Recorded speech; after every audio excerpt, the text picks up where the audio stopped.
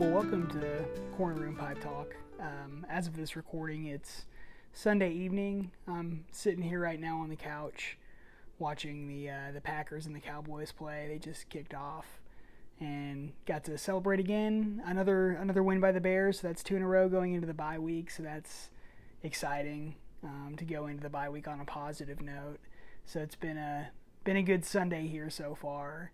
But wanted to give a kind of a recap of my weekend, which kind of leads into my topic for the video today. I was celebrating my anniversary with my wife this weekend. So we will be married for 3 years on Tuesday, and we decided to just go ahead and celebrate this weekend yesterday, since we have a busy week coming up. So we went to the St. Louis Zoo yesterday morning because that's something that my wife wanted to do, and it's always fun to go there. And the St. Louis Zoo is free, so it's nice to be able to kind of go there at any time and not have to pay anything out of pocket to enjoy it. And it's a great zoo. It's honestly, one of the best that I've been to, so it's always fun to go there. So we went to the zoo yesterday morning, and as a anniversary gift after the zoo, my wife took me to the Hill Cigar and Tobacco, which is a tobacco shop in an Italian neighborhood here in St. Louis. So it's a really, really cool tobacco store. Mainly a cigar lounge and a huge cigar room, but they do also sell tobacco pipes, pipe tobacco, and some vintage pipe tobacco that is no longer on the market, which is really, really cool.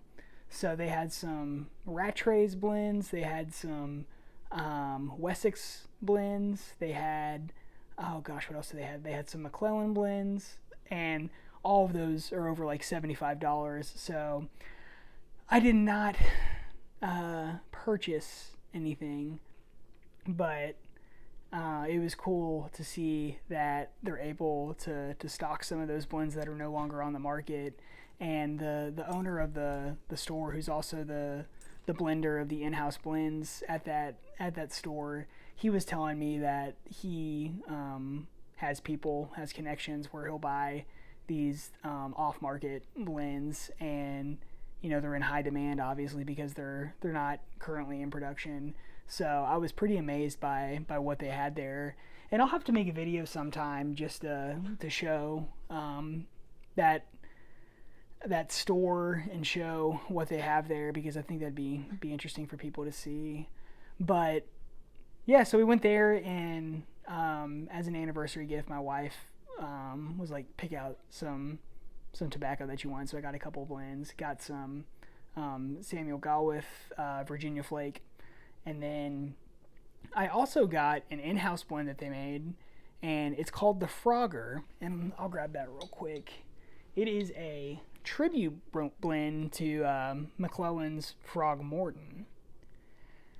So I found that really interesting, and the owner of the store, who's the blender, he was telling me that he took a ton of time and meticulously researched and kind of experimented with recreating Frogmorton and came up with this blend. And then he sent a sample to the person that used to blend Frogmorton and was just like, hey, how accurate did I get this? So I found that pretty interesting. But this is, I think, the first time I've ever had a tribute blend to something.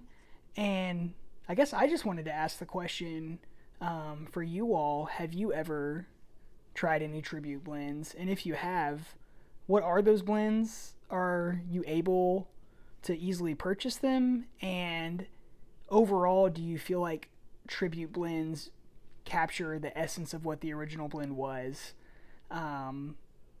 I don't really know, because I've not tried too many tribute blends, but I'm curious if anybody has had more experience with that, and if they'd want to kind of give some insight on whether they feel like tribute blends usually nail it or miss the mark, or, I'm sure there's probably kind of a mixed bag in between where some are pretty accurate, some aren't.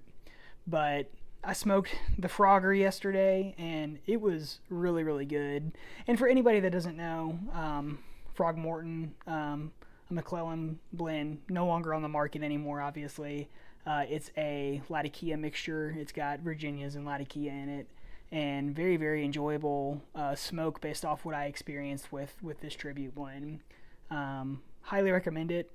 Made in-house at The Hill Cigar and Tobacco, and I would have to check their website, but I think they ship. So if anybody is a big fan of Frogmorton and they're not able to get it, I think The Hill would maybe be a spot where you could try this tribute blend and see if it's kind of capturing what you're looking for and what you enjoyed about Frogmorton. But wanted to share that. Found that very, very interesting. And also, I found it kind of interesting that we were at the cigar shop yesterday, the tobacco store at the time we were. I am a huge fan of Seinfeld, the TV show, as I'm sure many are. And as we were about to leave the store yesterday, somebody walked in that used to be one of the recurring characters in Seinfeld. I can't remember the guy's name. I'll have to look up his name and put that in text in this video. But he played Kenny in Seinfeld, and if you've watched the show, Kenny was the guy who was a stand-up comic who really, really wanted to be Jerry's friend, but Jerry found him incredibly annoying.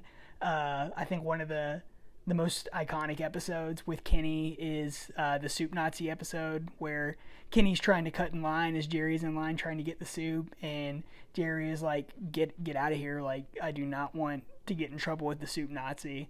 So I met the actor yesterday who played Kenny, because he was at the cigar store and the tobacco store, and he actually came up to me first, and he saw that I was wearing my Chicago Bears hat and just started talking to me, and he was as friendly as could be, which was really cool. So we talked a little bit. He's not a pipe smoker, but he enjoys a cigar, so he was there to enjoy a cigar, and we talked about that for a little bit, and then I got a picture with him, and I'll include that in this video. But just a super, super nice guy. And it was really, really cool to meet somebody that I've watched on the screen so much. And not only watched on the screen, but he was in one of the most popular television shows of all time. So it was cool to know that he was also a cigar smoker. But thought that was a fun story to share. But yeah, tribute blends. Tell me what you think about them. Yay, nay? Depends on what and where you get it from. And if you have any recommendations for some good tribute blends, include those recommendations in the comments, or email me. I've got my email in my channel description, because I would love to know that. But I hope you all are having a great night, and I hope you all have a great start to your week. I'm going to try to post this video at the beginning of the week. It may not come out till later on in the week, but I just hope everybody is doing well, and appreciate you all watching.